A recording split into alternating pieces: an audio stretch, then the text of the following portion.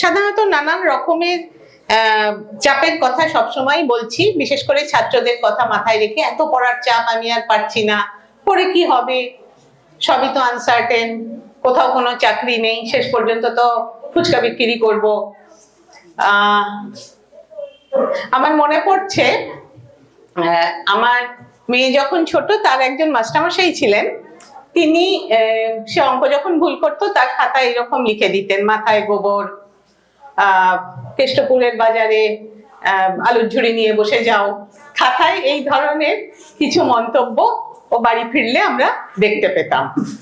তো কিন্তু পরে আমার মনে হচ্ছে যে হ্যাঁ, দরকার হলে আলুর ঝুড়ি নিয়ে বসাটা তো বসতে হবে, অঙ্ক পারতেই হবে, এরকম তো কোনো কথা জোর করে বলা খুব মুশকিল।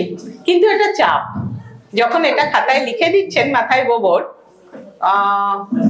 তখন সেটা একটা চাপ তো বটেই। তো এই চাপের মধ্যে আমরা অনেকেই রয়েছি, কি করে সেটাকে হ্যান্ডেল করা যায় এই বিষয়ে আমরা একটু চিন্তা করব। Next slide. এখানে একটা কথা আছে, চাপটা কোথায় আছে। দেখুন, আমাদের জীবনের সমস্তটাই কিছুটা বাইরে কিছুটা ভিতরে। আমরা সমস্তটাই আমাদের চারদিকে যদি তাকাই, আমাদের একটা এনভায়রনমেন্ট আছে, একটা পারিপার্শ্বিক আছে। পারিপার্শ্বিকটা কোথায়? পারিপার্শ্বিকের কিছুটা হচ্ছে বাইরে, এই ঘর, এই মানুষজন, আজকে ঠান্ডা না গরম, বাইরে বেরোলে ঠান্ডা লাগছে, এখানে একটু গরম লাগছে, এই সব কিছু হচ্ছে আমাদের পারিপার্শ্বিক। বাতাসে পলিউশন, সব হচ্ছে আমাদের বাইরের পারিপার্শ্বিক। আর আমার শরীরটা ভালো নেই, আমার কোমরে ব্যথা, আমার মনটা আজকে ঠিক ইচ্ছে করছে না কথা বলতে, কি যেন হয়েছে, একটু উদাস উদাস লাগছে, এগুলো সব হচ্ছে ভিতরের পরিবেশ। অথচ এই দুরকম পরিবেশ মিলিয়ে মিশিয়ে আমাদের কাজগুলো করে যেতে হবে। পরিবেশের দোহাই দিলে কেউ আমাদের কাজ থেকে ছুটি দিচ্ছে না। সুতরাং এই দুরকম পরিবেশকে কিভাবে আমরা ইন্টিগ্রেট করব, এবং না হলে এটা আমাদের কাছে চাপ হয়ে আসতে পারে। আমি স্ট্র্যাটেজির কথা পরে বলবো। আমার এটা টাইটেল ছিল thriving under pressure, mental resilience and strategies for progress. Strategies for প্রগ্রেসে আমি পরে আসছি, কিন্তু তিনটে মূল স্ট্র্যাটেজির কথা ঘুরে ফিরে আমি বলবো ছোটখাটো ভাগ করে করে।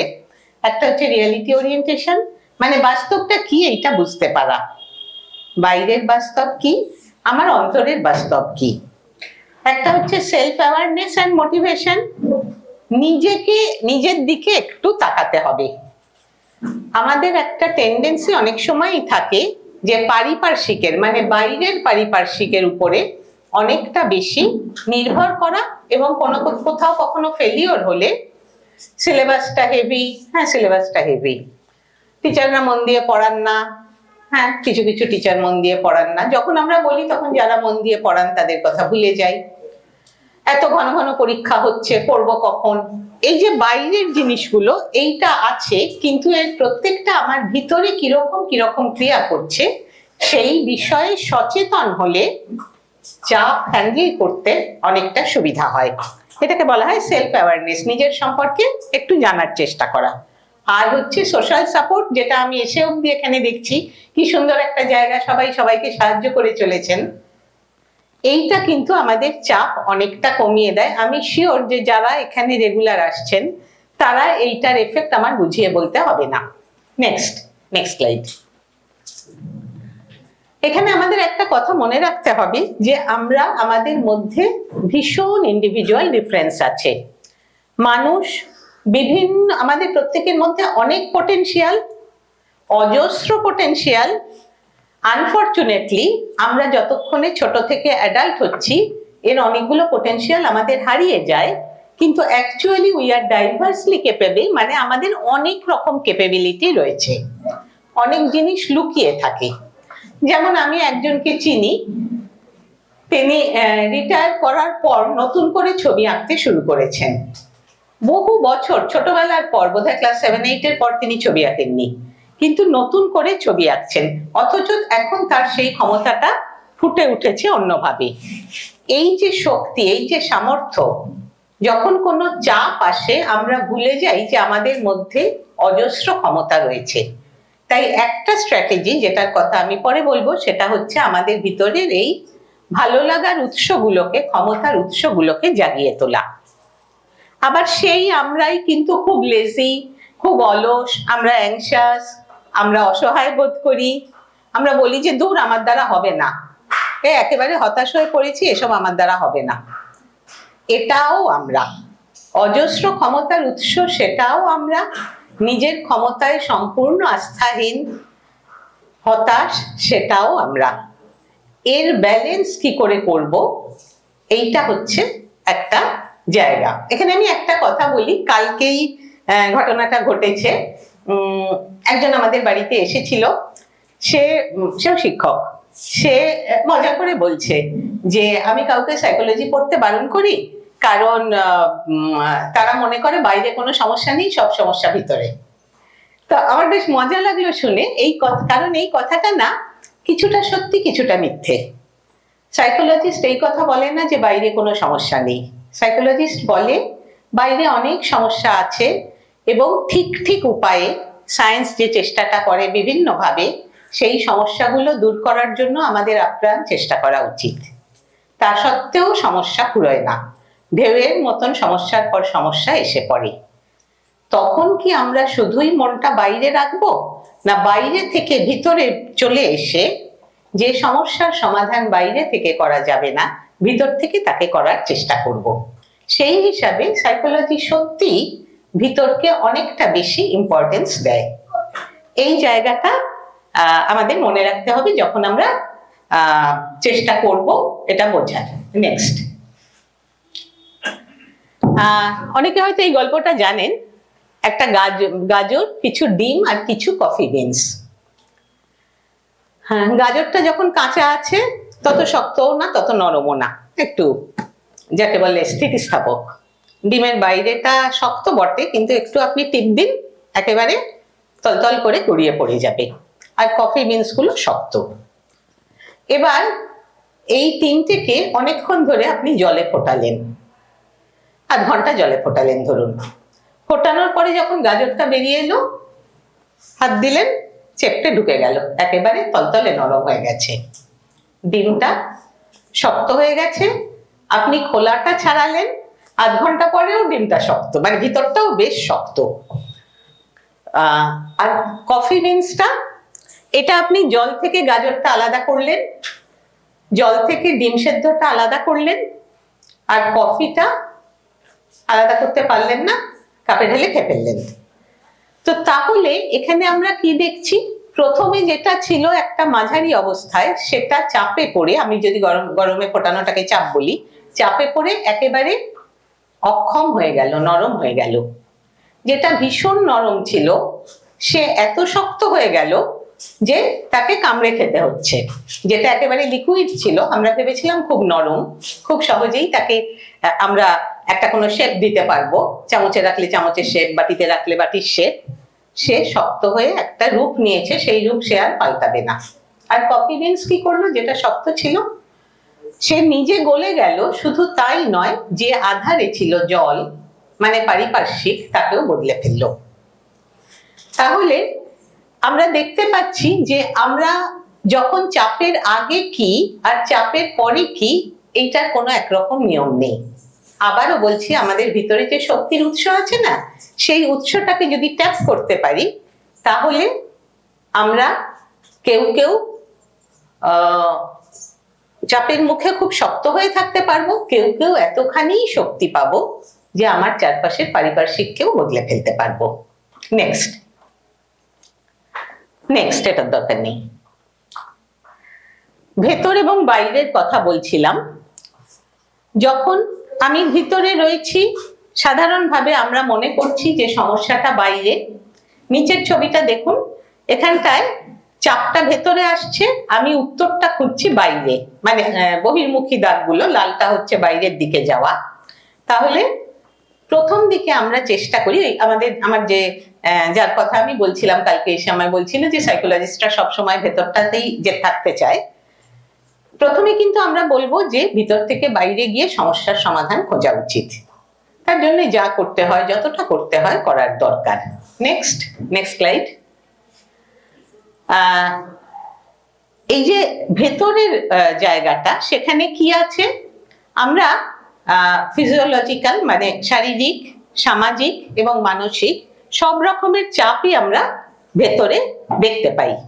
এবার কি হয়, কখনো কখনো ভিতরটা বাইরের জায়গাকে চেপে ধরে, ফিজিওলজিক্যাল রিয়াকশন বা সিমটম তৈরি করে দেয়। যেমন এমন অ্যাংজাইটি হলো যে আমার শরীর খারাপ হয়ে গেল। আবার কখনো কখনো আমরা শারীরিকভাবে শরীরটা মনকে ডমিনেট করে। সেই জন্য শরীর, মন এবং সমাজ তিনটে মিলিয়ে আমাদের মনের এই অন্তর্জগৎটা তৈরি, এইটা আমাদের মনে রাখতে হবে। নেক্সট, চাপের মুখে আমাদের এই অবস্থাগুলোর কি হয়? সাধারণত দেখা যায় যে যখন চাপটা আসে, মনে করা যাক খুব পরীক্ষার সময় অনেকের প্যানিক অ্যাটাক হয়। আমি জানি না এখানে কারোর কখনো হয়েছে কিনা, কিন্তু আমরা যখন পড়িয়েছি আমাদের অনেক স্টুডেন্টের আমরা যা দেখেছি সারা বছর খুব ভালো কাজ করে যাচ্ছে, হঠাৎ পরীক্ষার সময় প্যানিক অ্যাটাক হয়ে গেল। তাহলে তারপর যখন তাকে বুঝিয়ে সুঝিয়ে আচ্ছা জল খাও বলে বসানো হলো, তখন সে একটা লেভেল পর্যন্ত ভালোভাবেই চললো। কিন্তু চাপ যদি বাড়ানো হয়, চলতেই থাকে চাপ, হয়তো বাড়ি গিয়ে খুব বকাঝকা খেলো, তখন কিন্তু সে পরের দিন দেখলাম আর পরীক্ষাটা দিতে এলো না। এই কার্ভটা দিয়ে এই ধরনের পরিস্থিতিকে ইন্ডিকেট করা হচ্ছে যে যখন চাপ চলতেই থাকে, প্রথমে একটু ডাউন হয়ে যায়, তারপরে একটা জোর পায়, সেই জোরটা অনেকক্ষণ অবধি চলতে থাকে। ধরুন এই ছবিটায় এখানটা হচ্ছে জোর, রেজিস্ট্যান্স। এখানে যদি চাপটা শেষ হয়ে যেত তাহলে সে আবার উপর দিকে উঠে যেত, কিন্তু চাপটা যদি চলতে থাকে তাহলে সে এক্সস্টেড হয়ে যায়, তখন সে আর কন্টিনিউ করাটা তার পক্ষে কঠিন হয়ে যায়। তাহলে বাইরের চাপের সঙ্গে আমার ভিতরের ক্ষমতার কতখানি পটেনশিয়াল আছে তার একটা যেন একটা বন্যার জলের মতন, একটা ড্যামের মতন। একটা ড্যাম যতটা উঁচু, জলটা যদি তার চেয়ে বেশি হয়ে যায় তাহলে সেটাকে আমরা বলি স্ট্রেস। সেই জন্য আমাদের সবসময় ভিতর আর বাইরের মধ্যে একটা সামঞ্জস্য রাখার কথা মনে রাখতে হবে। এবং অনেক ছোটরা রয়েছে এখানে, তাদের গার্জিয়ানরাও কেউ কেউ বোধহয় রয়েছেন, এই কখনো যেন ওই ব্রেকিং পয়েন্টটায় আমরা চলে না যাই, এইটা একটা মনে রাখার বিষয়। নেক্সট, এবং যখন আমরা দেখব যে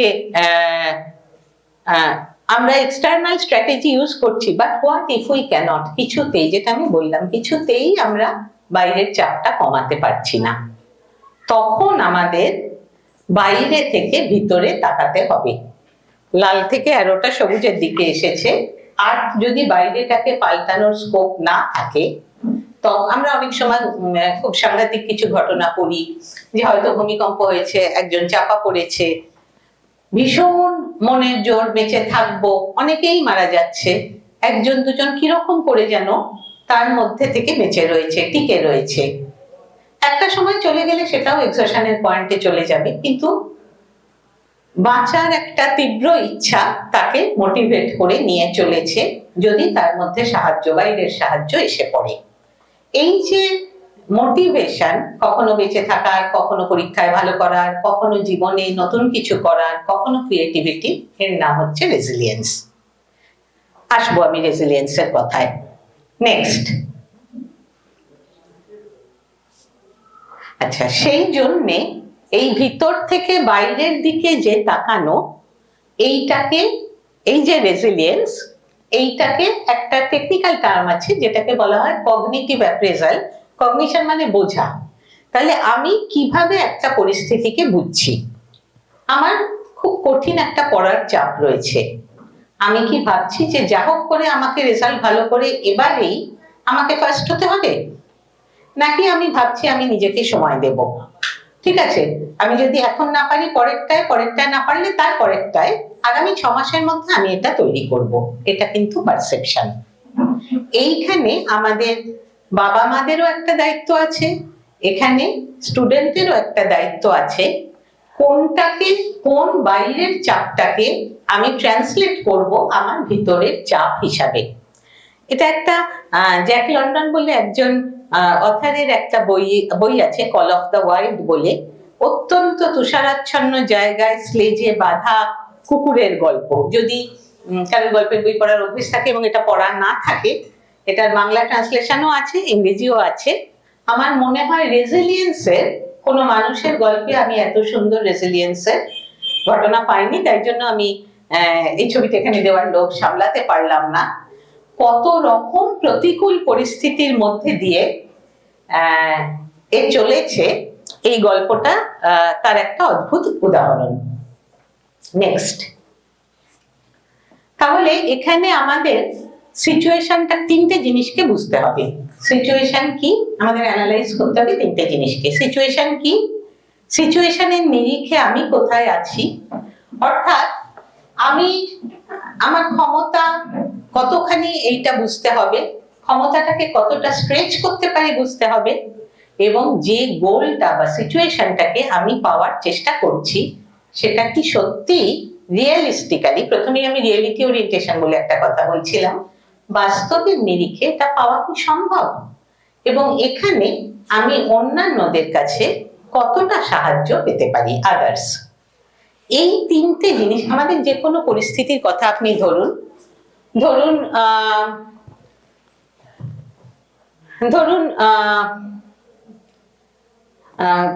আমাদের বাচ্চাদের কেরিয়ার রিলেটেডই একটা জায়গা আমি ধরি। অনেক সময় আমরা দেখি, আজকাল বোধহয় অতখানি নেই, কিন্তু একটা সময় ছিল ডাক্তার বা ইঞ্জিনিয়ার হতেই হবে, অন্য কিছু হলে চলবে না।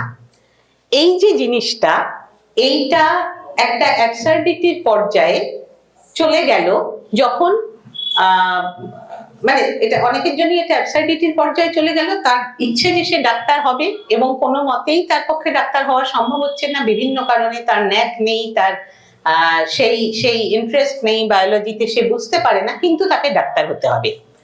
এবং হয়তো আদার্স তার বাবা মা তাকে কন্টিনিউয়াসলি প্রেশারাইজ করে যাচ্ছেন, তোর কাজিন দাদা, মাসতুতো দাদা ডাক্তার, তোর পিসতুতো দিদি ডাক্তার, তুই কেন হবি না। এই যে পরিস্থিতিটা, এইখানে এই সেলফ, আদার এবং সিচুয়েশনের প্রপার অ্যানালিসিস করাটা প্রয়োজন। সেই বাচ্চার যে শুভাকাঙ্ক্ষী তার, অর্থাৎ বাবা মা, এবং সম্ভব হলে তার নিজেরও। আমাদের মধ্যে যারা একটু বড়, যারা একটু নিজেদের ভবিষ্যৎ বুঝতে আরম্ভ করেছো, তারা যদি এই মডেলটা মনে রাখো, এই তিনটে এন্ডের মডেলটা, তাহলে পরিস্থিতিকে বাস্তবসম্মতভাবে যাচাই করা অনেকটা সহজ হবে। নেক্সট। দরকার নেই এর পরেরটা। সেটা যদি না করতে পারি তাহলে কি হয়, তাহলে আমাদের ফ্রাস্ট্রেশন হয়। ফ্রাস্ট্রেশনের ডেফিনিশন হচ্ছে, একটা গোল আছে, আমি যেটা বললাম আমার গোল ডাক্তার হওয়া, আমি এফোর্ট দিচ্ছি, এফোর্টটা যথেষ্ট নয়, কেন? কারণ আমার ভিতরে অনেকগুলো খামতি আছে, সেই খামতিগুলো আমার ব্যারিয়ার। সুতরাং আমার অবশ্যম্ভাবী ফল ফ্রাস্ট্রেশন। তাহলে আমি যদি আগের মডেলের তিনটে দিককে ধরে রাখতে পারি, বুঝে নিতে পারি, তাহলে আমি এই ব্যারিয়ারটাকে অ্যানালাইজ করতে পারবো, এবং পরে প্রয়োজন হলে এই গোলটা পার্সু করার বদলে এটাকে পাশ কাটিয়ে অন্য কোনো গোলের দিকে যাওয়া সম্ভব কিনা, এটাও আমি যথেষ্ট সময় থাকতে থাকতে যাচাই করতে পারবো। অর্থাৎ আমাদের ফ্যান্টাসিড গোল এবং রিয়েলিস্টিক গোল, কল্পনার গোল এবং বাস্তবসম্মত গোল, এই দুটো যদি গুলিয়ে যায় তাহলে মহা মুশকিল। শিক্ষাক্ষেত্রে বিশেষ করে বাস্তবসম্মত গোলের জায়গাটা আমাদের, শিক্ষাক্ষেত্রে কেন, সব ক্ষেত্রেই, সম্পর্কের ক্ষেত্রেও বাস্তবসম্মত গোলের জায়গাটা আমাদের মাথায় রাখা খুব দরকার। নেক্সট।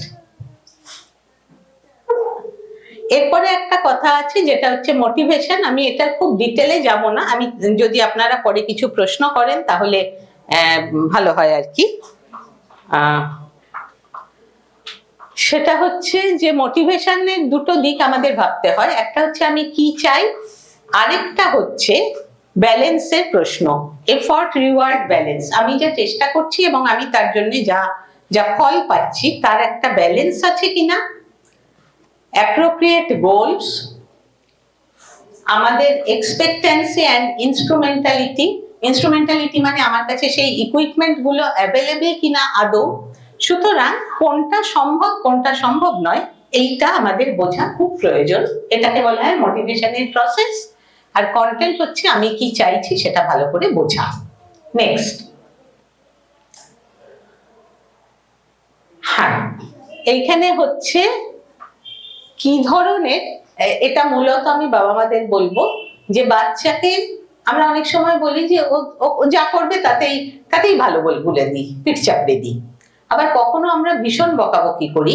আমাদের অনেক সময়, এটা থেকে আমি নিজেকেও বাদ দিচ্ছি না, যখন হয় আমরা যখন রাগ হয়, রাগের মাথায় সবকিছুতে বকতে থাকি, পরে যখন মনে হয় যে একটু আদর দেওয়া দরকার তখন সবকিছুতে আদর দিতে থাকি।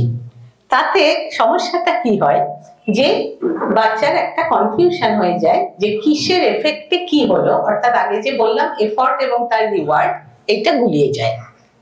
সবচেয়ে ভালো হচ্ছে যখন সে ঠিক করবে তখন রিওয়ার্ড দেওয়া, যখন ঠিক না করবে তখন রিওয়ার্ড না দেওয়া। অর্থাৎ বাইরেটাকে ঠিক করে বিচার করে আমার বাবা মা হিসাবে আমার ভিতরটাকে এমন ভাবে রেগুলেট করা যাতে তার যখন যেটা প্রয়োজন তখন আমি সেটা দিতে পারি।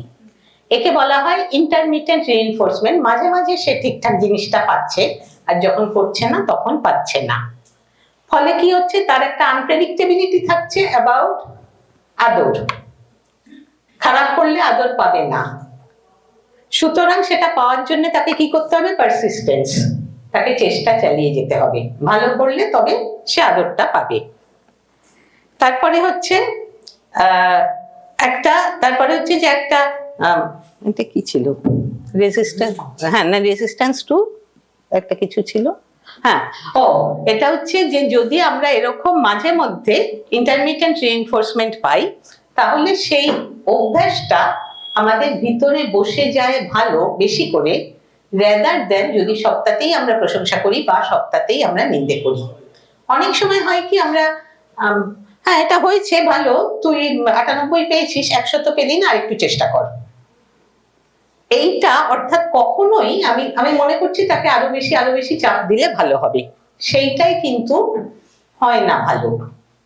আবার যা পেয়েছিস ঠিক আছে, খুব ভালো পেয়েছিস, এটাতেও ভালো হয় না।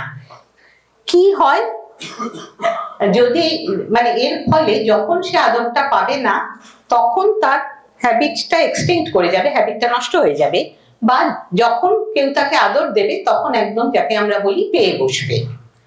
এইটা কম হবে যদি সে জানে নিশ্চিতভাবে যে পারসিস্টেন্টলি ঠিক কাজটা করলে সে আদর পাবে এবং ভুল কাজ করলে আদরটা পাবে না। এবং এটার ফলে আমাদের মোটিভেশনের একটা নিউরোট্রান্সমিটার, ব্রেনের মধ্যে একটা কেমিক্যাল ডোপামিন বলে, সেটার ভূমিকা এখানে খুব ইম্পর্টেন্ট। সে তার ফাংশনটা ঠিকঠাক ভাবে রেগুলেটেড হয় যদি আমরা তার এই প্রয়োজন ভিত্তিক ইন্টারমিটেন্ট রিওয়ার্ড পানিশমেন্টটা দিতে পারি। নেক্সট,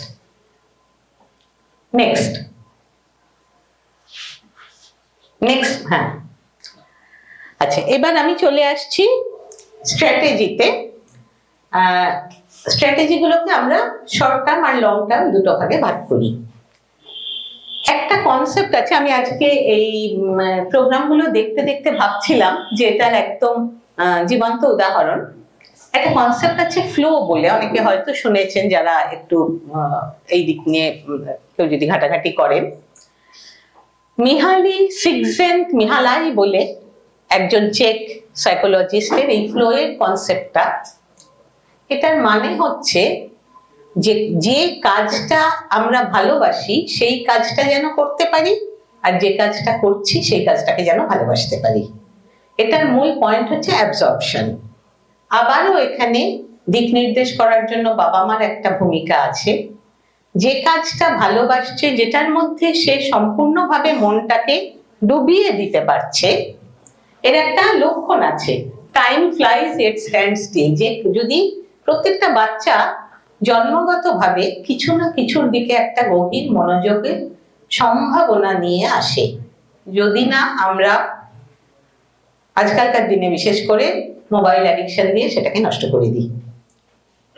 জন্মের পরে 3 বছর মানে নিজেদের বাচ্চাদের, কিংবা যারা তোমরা ছোট, তোমাদের চেয়ে ছোট যারা, দেখবে 2.5 বছর 3 বছর বয়সে অধিকাংশ বাচ্চারই কিছু না কিছু সম্ভাবনা খুব পরিষ্কার করে ফুটে ওঠে। তারপর কিন্তু আস্তে আস্তে আমরা দেখি ও তো খুব মন দিয়ে আঁকতো, বাচ্চা কি ভালোবাসে, খুব ছবি আঁকে। 3 বছর পর জিজ্ঞেস করলাম, না এখন আর আঁকে না, পড়ার চাপ, আর তাছাড়া এমন কাণ্ড, সারাক্ষণ মোবাইল দেখছে। পাল্টে গেছে। কিন্তু যদি ওই সম্ভাবনাটাকে আমরা বাঁচিয়ে রাখতে পারতাম, তার ভালো লাগার বিষয়টাকে তাকে মনোযোগ দিতে শেখাতে পারতাম, তাহলে পরে কিন্তু আমরা এই ফ্লোতে পৌঁছতাম।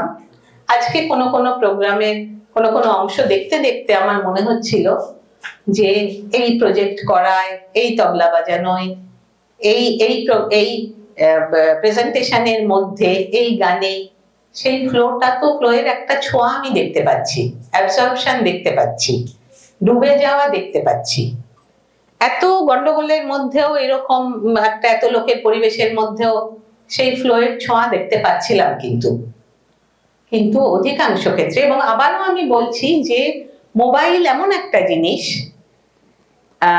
যেটা অনেক সময় আমাদের বাবা মারা এসে বলেন যে আমার বাচ্চার মনোযোগ কিসে, বাচ্চা মন দেয় না মোবাইলে ঘন্টার পর ঘন্টা কিন্তু ও দেখে। ভুল, মোবাইলেও অ্যাবসর্ব হয়নি, কারণ মোবাইল হচ্ছে একটা মুভিং জিনিস। ও প্যাসিভলি ওটা দেখছে এবং মুভ করে যাচ্ছে ওর মন, ওর ব্রেন সেলগুলো এক মুহূর্তের জন্য স্থির হচ্ছে না। হোয়ারাস যদি সে একটা গান করে বা গান শোনে, গান শুনছে যখন, তখন কিন্তু সে স্থির হয়ে আছে। মোবাইলের কাজ হচ্ছে মুভিং সিনস দিয়ে কনস্ট্যান্টলি নড়িয়ে নড়িয়ে নড়িয়ে নড়িয়ে স্থির হওয়ার হ্যাবিটটাকে সম্পূর্ণ নষ্ট করে দেওয়া।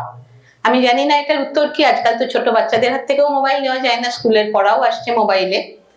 কিন্তু মোবাইল যে কতখানি ক্ষতিকর মনোবিদ্যার দিক দিয়ে আমি গ্যারান্টি দিয়ে বলছি যে এর চেয়ে বাচ্চাকে নষ্ট করার চমৎকার উপায় আর কিছু নেই। নেক্সট, এটা ফ্লোয়ের একটা ছবি। ফ্লো যার রয়েছে সে তার কাছাকাছি কনসেপ্ট গুলো হচ্ছে হ্যাপি, কনফিডেন্ট, অ্যালার্ট, ফোকাসড। এর উল্টো দিকে আছে অ্যাংজাইটি, ওরি, অ্যাপাথি, বোরডাম ইত্যাদি। নেক্সট, হ্যাঁ, যখন ফ্লো আমরা পাচ্ছি না, তখন আমাদের সেলফ অ্যাওয়ারনেস, নিজের দিকে তাকাতে হবে। বিভিন্ন কারণে, বাইরের কারণে, সোশিও ইকোনমিক কারণে আমাদের ফ্লো নষ্ট হয়ে যায়। তখন অনেক সময় আমরা নিজের হাতে নষ্ট করে দিই। তখন কি করে আমরা সামলাবো, ফিরে কি আসতে পারবো? তখন আমাদের ওই সেলফ অ্যাওয়ারনেস, আসলে আমরা কি চাইছি, আমি নিজে কি চাইছি, আমি যেটা বেছে নিয়েছি আমি কি সত্যি সেটা চাইছি।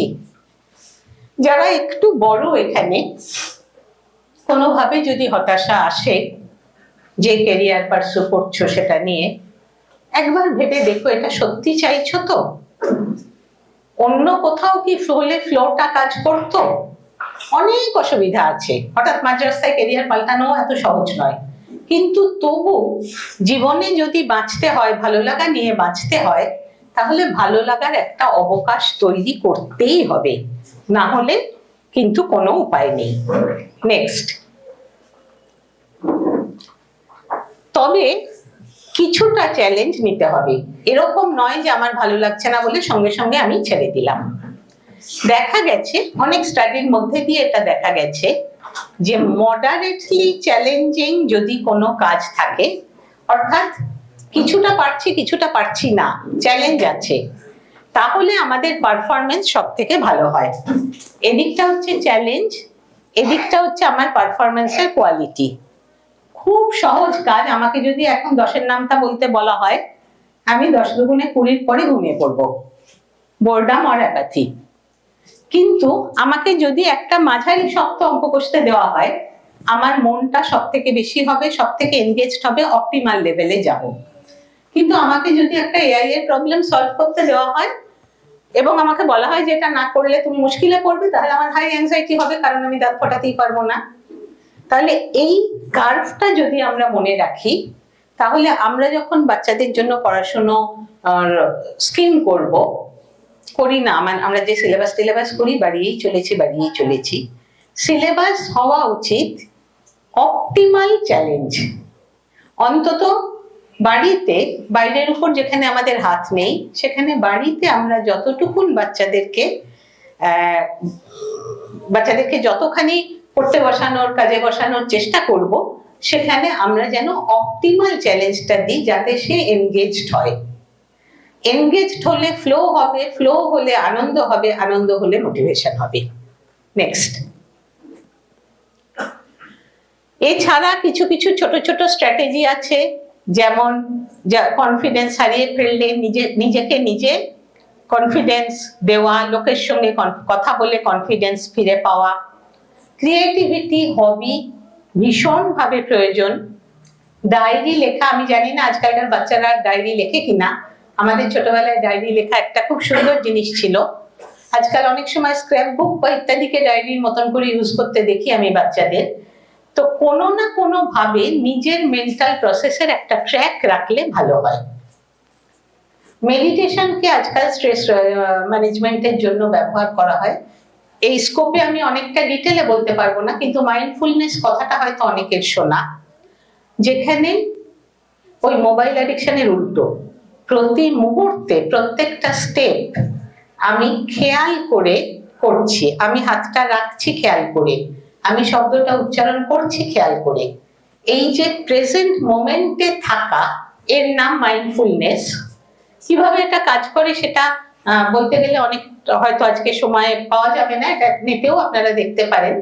মাইন্ডফুলনেস কিন্তু স্ট্রেস রিমুভালের একটা পরীক্ষিত পদ্ধতি, যদিও এটা বুদ্ধিজম থেকে এসছে, কিন্তু এখন এটা জেনারেল ভাবে একটা অ্যাকসেপ্টেড ওয়ে। কিছু কিছু lifestyle regulation, sleep, food habit, exercise, ছুটি নেওয়া, মাঝে মাঝে বেড়াতে যাওয়া। সোশ্যাল স্ট্র্যাটেজির মধ্যে লিমিট সোশ্যাল মিডিয়া, শুধু মোবাইল নয়, আজকাল অনেকেই দেখি কন্টিনিউয়াসলি রিল বানাচ্ছে, ইনস্টাগ্রাম করছে, এইগুলো করে চলেছে।